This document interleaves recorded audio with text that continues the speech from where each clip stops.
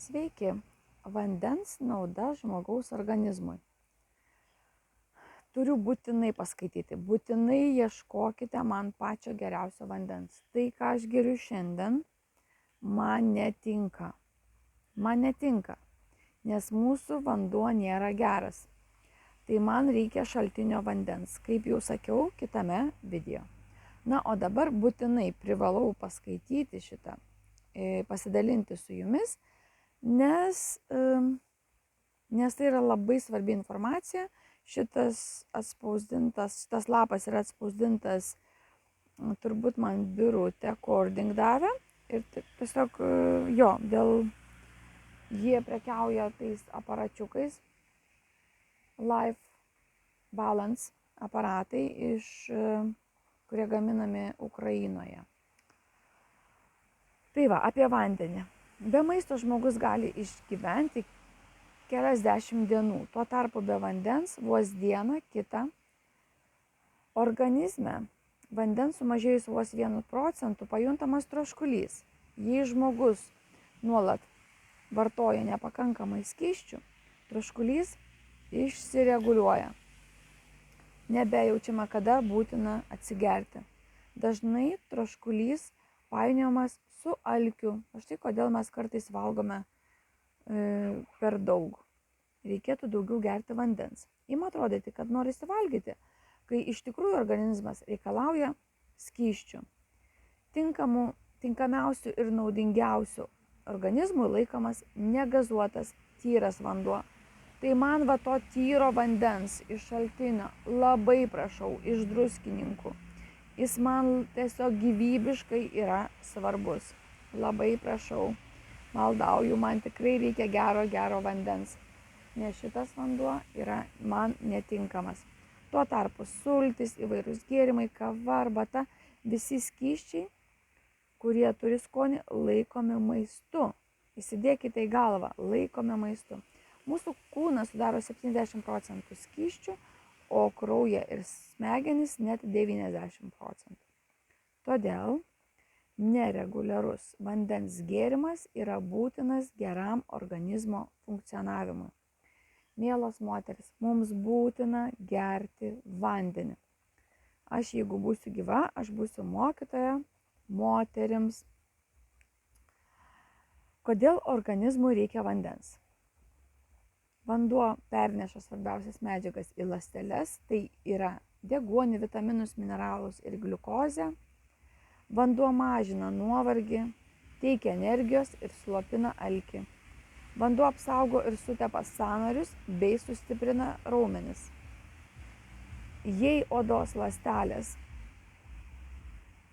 gauna pakankamai vandens, oda lieka elastinga, ne taip greitai raukšlėjasi ir sensta.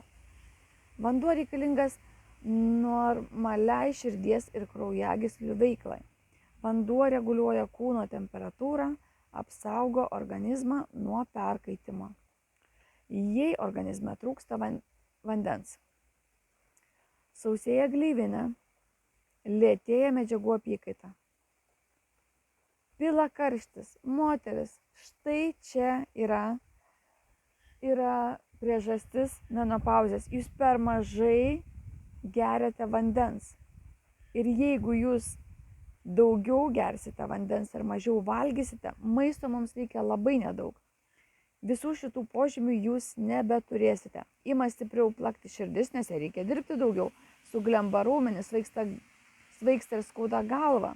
Oda parausta, praranda elastingumą, žmogus jaučiasi pavargęs, nesugeba susikaupti.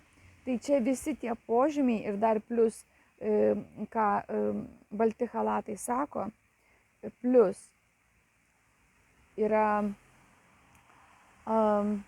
rūkas, tai čia visi tie požymiai praktiškai yra menopauzės. Jeigu jūs pakankamai gersite vandens, jūs šitų visų požymių neturėsite ir nenešioti sintetinių rūbų ir stresas, nuo streso dar.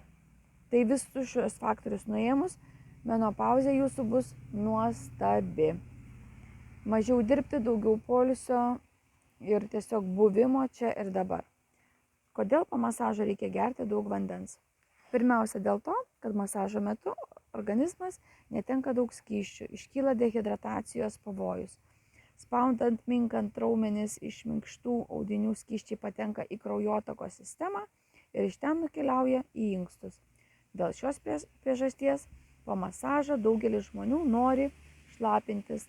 Po masažo būtina papildyti organizmą vandens atsargas.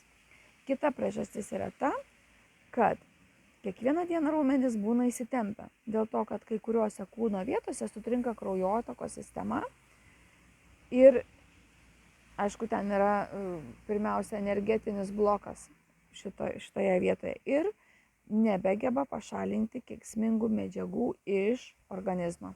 Intensyvus masažas išjudina kraujotaką, padeda pašalinti toksinams. O toksinai kaip nuodai, tai gali būti net ir jūsų negatyvios mintis. Ir užterštumas, ir toksinai, nuovargis. Po masažo rekomenduojame gerti daug vandens, kad toksinai galėtų greičiau pašalinti per inkstus. Babam! Prašau vandens ir vanduo ateityje turės aukso kainą. Tai saugokime vandenį kiek įmanoma. Ir mylėkime gamtą, neterškime jos, rinkime šiukšles ir jokių būdų fabrikams negalima leisti visokių atliekų į vandens telkinius, kaip darė pavyzdžiui Elnias. Aš kai buvau vaikas, ėjau į mokyklą ir eidavau pro Elnę ir ten jis leisdavo pastoviai. Ir visos žuvytės, atsimenu, pilvais į viršus, pilvais į paviršių iškilusios, visos negyvos. Atsimenu, grįžusi dar kaip vaikas verkiau, kad tas žuvytės numirė.